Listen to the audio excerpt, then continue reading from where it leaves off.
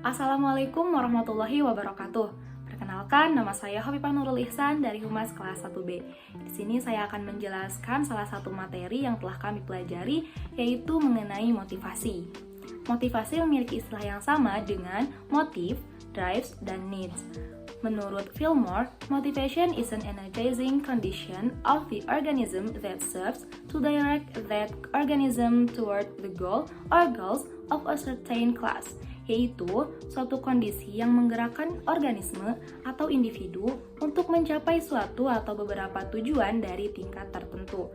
Dengan kata lain, motif itu yang menyebabkan timbulnya kekuatan agar individu itu berbuat, bertindak, atau bertingkah laku.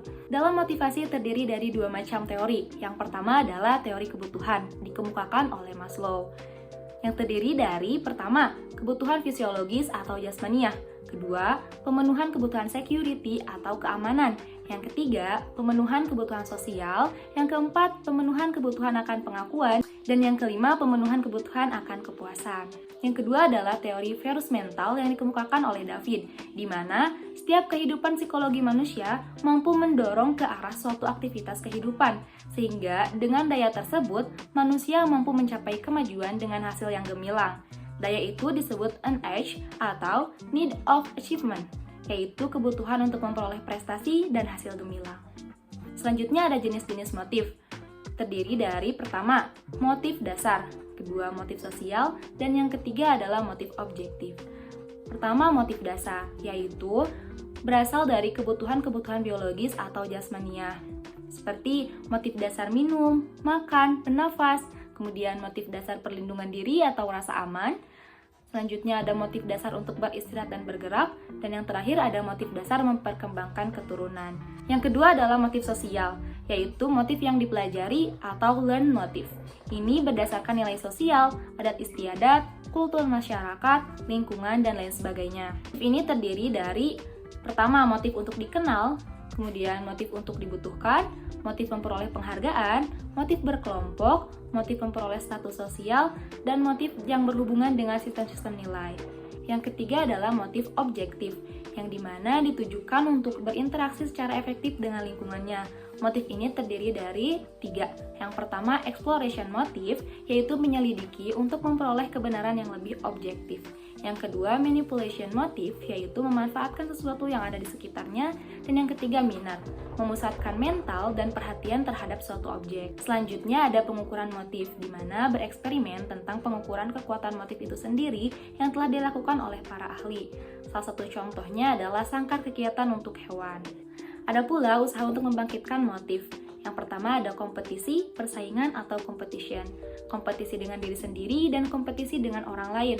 Kompetisi dengan diri sendiri maksudnya adalah berusaha untuk menjadi lebih baik di setiap harinya. Kemudian kompetisi dengan orang lain, misalnya menjadikan pencapaian orang lain sebagai acuan agar kita bisa mencoba lebih baik dari orang tersebut.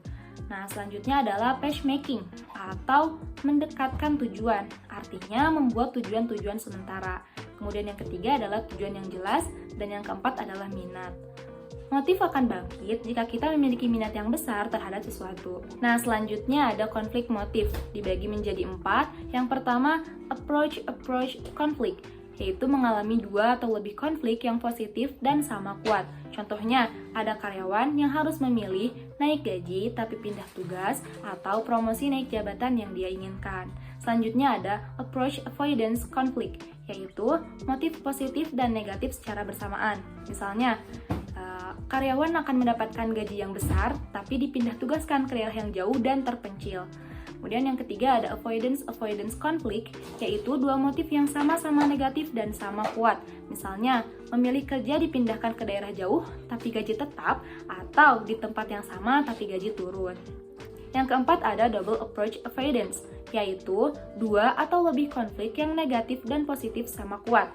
Contohnya, memilih kampus yang bagus, tapi circle atau lingkungannya tidak membuat nyaman, atau kampus yang biasa saja, tapi lingkungan mampu membuat dia nyaman.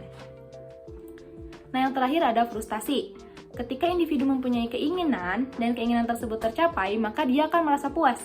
Namun, jika terjadi kegagalan, dia akan merasa kecewa.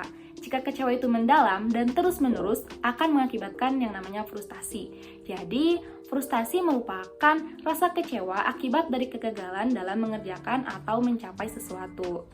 Kesimpulannya adalah, motivasi merupakan kondisi yang menggerakkan individu untuk mencapai suatu tujuan tertentu.